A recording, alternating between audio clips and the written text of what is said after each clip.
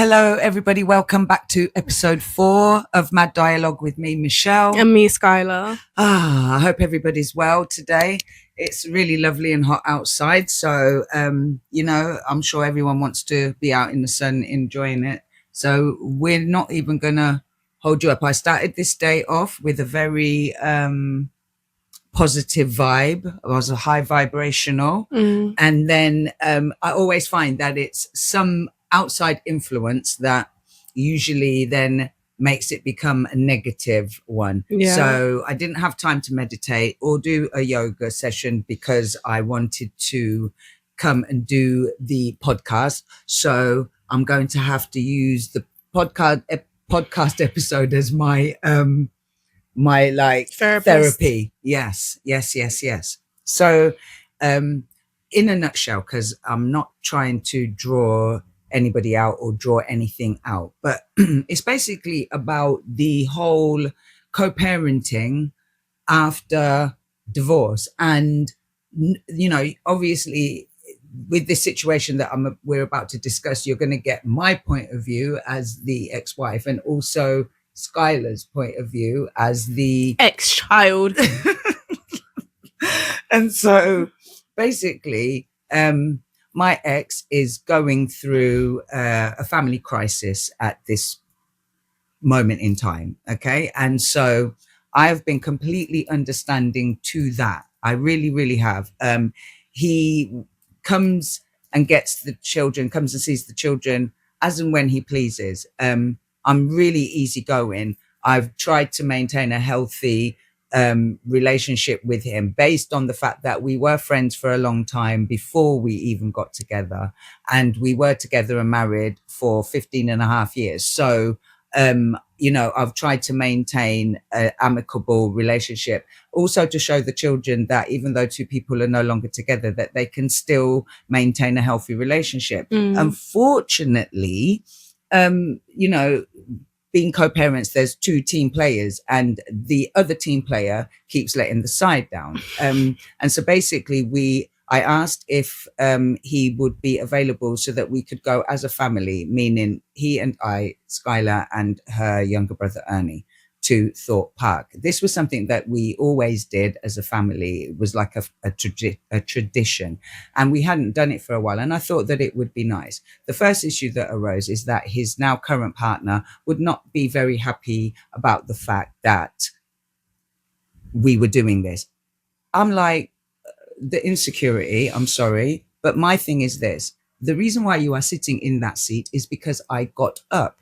A good woman never left a good man. Come on now. Like, I'm being serious here. Like, you have nothing A bad woman never left a good man. So therefore, the point I'm making is this. I no longer wish to be with him. Like, he's yours. You're welcome to him. Like, congratulations.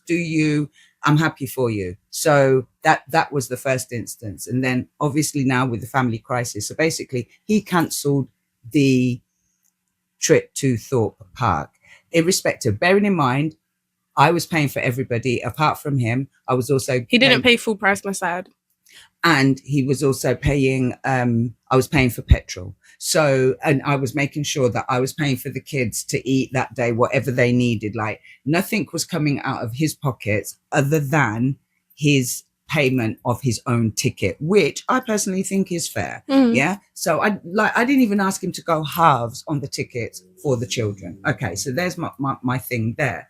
And for me, it was his ease at which he cancelled. It was like, he really did not care that he was letting his children down. And added to that, I was the one that was left to tell Ernie, even though Skylar told him. But the point I'm making is it was so easy for him to do that, knowing that. And the reason being, I feel, is because I am easygoing. I try to be, just easygoing. I don't want to be one of those baby mothers that stress out their baby father's head. That, like, do you know what I mean? I'm using that lingo because that was a thing back in my day, like when you was a young thing, and still is. There you go. Like, I'm trying not to be that way, but there's only so much you can do before you say, hold on a minute, enough is enough now.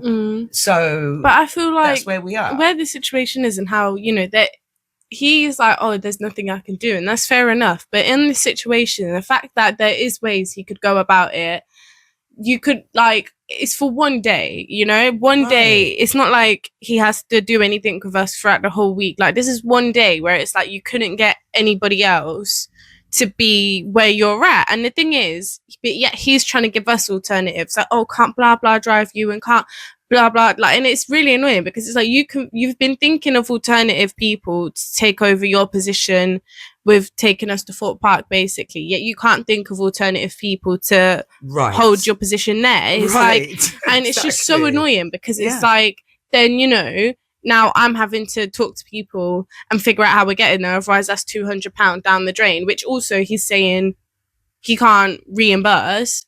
And it's like, well, there's nothing I could do because I can't. And it's just so frustrating because then it's us left to deal with it. And, you know, it's the fact that it's not even like we're young anymore. It's not like, you know, we need stuff all the time. And it's also like, but even so, I am the one that makes sure that the children are good constantly. And I'm not just talking in a financial sense. I'm talking emotionally, like their well-being and that. Like, I am there for them. Like, you know, like I remember there was, I am going to say, there was one occasion I asked if he could come and put up Skylar's bed.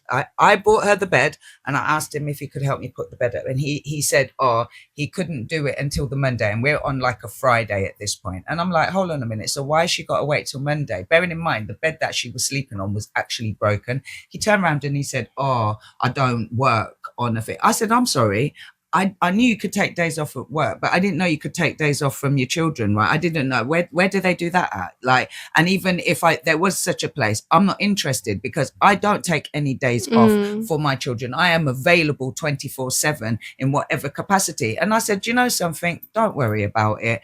And you know what? I put the bed up along with Skylar. Skylar and I put her bed up together.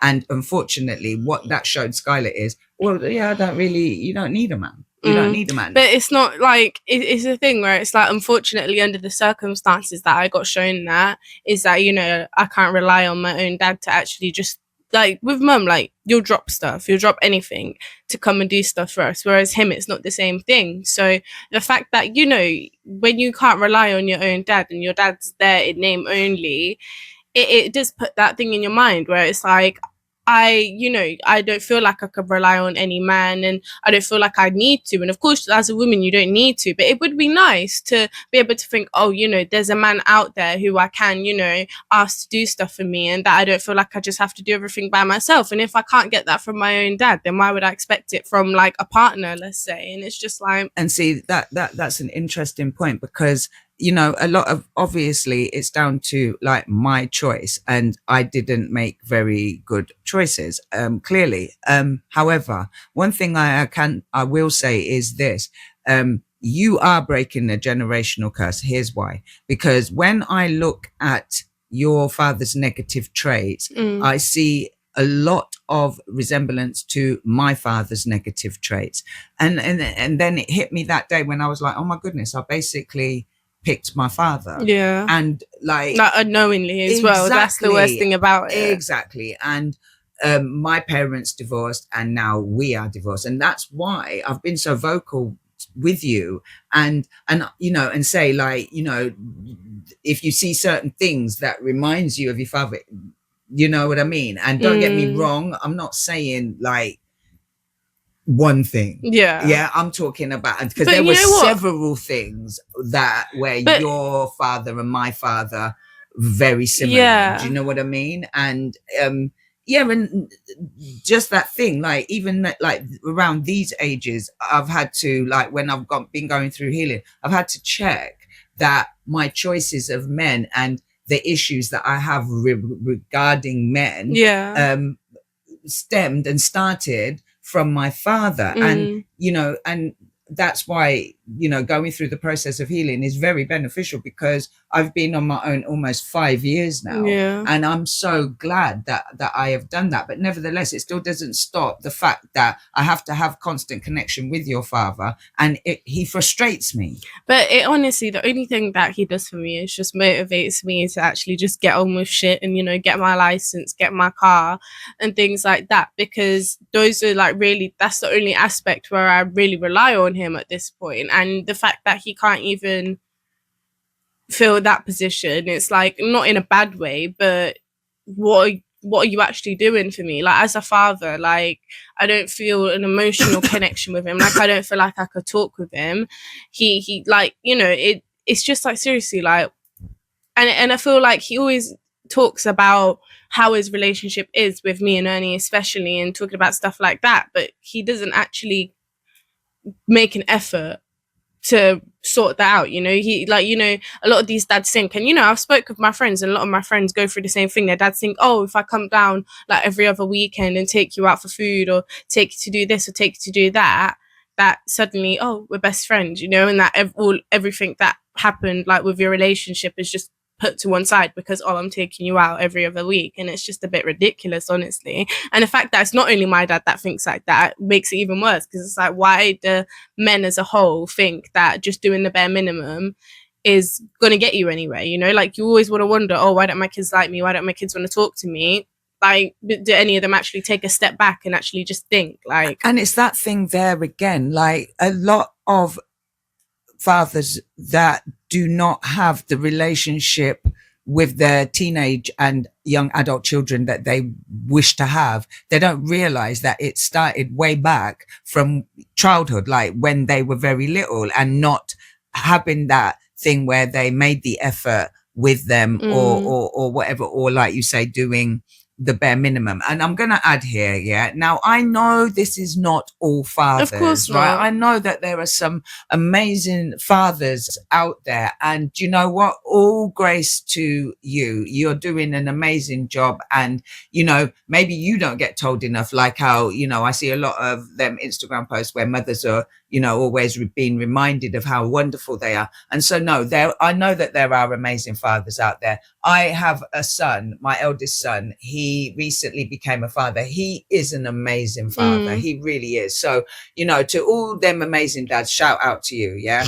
Big up you. Yeah. Anyway, but them other fathers, that are just, you need to go to them amazing fathers. You need to start a dad school, where you teach them how to be a proper dad, like how to be a good father to their children, because it seems to me that your father's trying to make the effort now that you lot are grown, and even then, like you say, it's bare literally minimal. Like, you can't, like, no joke, if there's any dads watching this, any dads who come and see their kids like every week or every week, however you do it, don't continuously just take them to do the exact same thing every other week or every week or whatever time, because it gets tiring, it gets boring.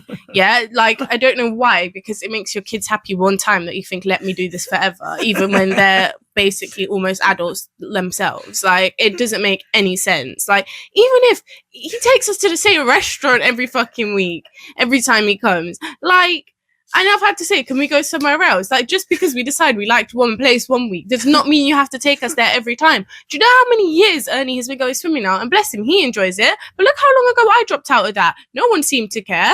No one seemed to care. And it was me, the reason why we started going out for a meal. But you see what I mean? That's another thing. Don't make your children have to tell you what to do. Yeah, of course, bring in suggestions like, oh, this would be nice. But as a father, as a grown man, I feel like you shouldn't, like, it shouldn't be your child having to explain to you why, this isn't working for them. Like, use your brain. Like, why did I have to explain to the man, oh, I don't want to go swimming anymore, so you know what, like, it would be nice if we could go out for a meal, like, it just seems a bit ridiculous. Like, you're the dad, like. But I think it also comes from a place where, once again, he doesn't really know you guys, to say, okay, then, like, let's do this, because I know that. And that's another thing, take time to learn about your children. And that's why when I said to you about theme park, you was like, oh my goodness, I was thinking about, I wanted to. And that's another thing, because, like, genuinely, like, even at my big age, I was so excited. Like, obviously, I still am. I'm so excited to go. Mm. But hearing that, and under the circumstances, because of the reasoning why he couldn't come, it was like a battle. Like, Yeah. because it was like, obviously, there's nothing you could do about that. And it's not like he did it on purpose. But then again, he could have found a way around Yes, it. I believe And that's so. what upsets me. Not because of why he couldn't, but more Yeah. the fact that he doesn't make an effort. And it was, I've it was just so easy for him to Yeah. just say, And like, I'm always I a can't firm go. believer Like, and he of- just, it was like he really didn't care. It was like, I feel like because I'm always so easygoing about it, and like even when he says he's not coming, you guys are like, oh, okay, then it's just like, oh yeah, you know, And fine, yeah. that type of thing. But it really, But this really time it was didn't- different. It Like, really was. me and Ernie were like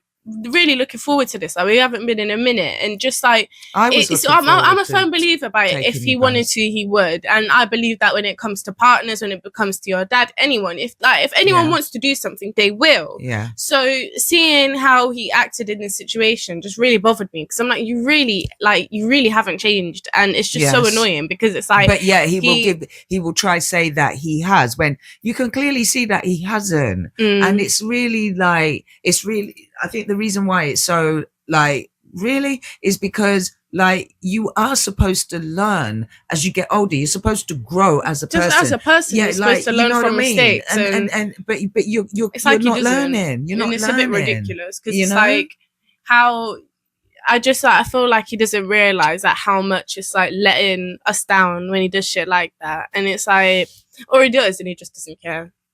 Yeah. But Okay. But you know what? Let's lighten the tone ever so slightly. Okay, not ever so slightly. Let's lighten the tone. Let's bring it up. Okay, let's play a quick game. Yeah, okay. and then yeah, we'll just play a quick game. All right then. So, and you'll love this with your daddy issues, Skylar. Walking Dead. So we're gonna pick 3 characters, and I want you to snog, marry, or avoid. Okay. All right then. So, Rick, Negan, Daryl, go. Marry Rick, snog Negan, and kill Daryl. I didn't say kill, I said avoid. Oh, avoid.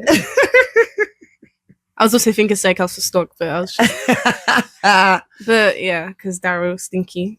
Yeah. As hell. And then Negan, he's very sexy, and obviously he has his character development, but just going off of the past, you know. And then Rick will always be like number one. I love Rick so much, gosh. Okay, well the funny thing is it's pretty much the same for me then, but I have my other, like, my reasons for, yeah. So with I would avoid Daryl because of my OCD. He's dirty. I can't do dirty. I'm sorry. I really cannot. But Daryl, I love you. I see your heart and all the rest of it, but I've got to love you from a distance. Okay. So I'm avoiding Daryl. Negan, I would snog. The reason why I would snog Negan is because Negan has multiple wives who are Not anymore. Well, he did. You did say in the past, Yeah. as well. But so in the past, yeah, before character development, Negan had multiple wives who were clearly all much younger than me, literally to the point where they were young enough to be my daughters. Okay, so I don't think he would have put me in one of them sexy little black numbers. I think I would have been wearing like a black muumuu, and I would have been the housewife. Yeah, the housewife, and I would have been doing the cooking, the cleaning, the washing of the clothes and all of that. So that's why I would just snog Negan, because after I snog him, he would realize that everything comes with experience. Yeah. And so once I snog him, then yeah, they'll be doing all the housework and everything. And yeah, obviously I'd marry Rick because Rick has always been a family man and he's a good man. And Ricky the Kid, and he stands on business. And I like the way his hip moves when he's walking. Like bam, like. But yeah, so that's my pick. It's funny, we've got similar taste then. Exact same taste. Anyway, we're going to leave it there, people. Before I go, though, what I'm going to say is, if you are watching us on YouTube, please follow us on our podcast, Mad Dialogue, on all major streaming platforms. And if you're listening to us on our podcast, please follow us on YouTube, once again, at Mad Dialogue. Take care, everybody. An abundance of love and light. Bye.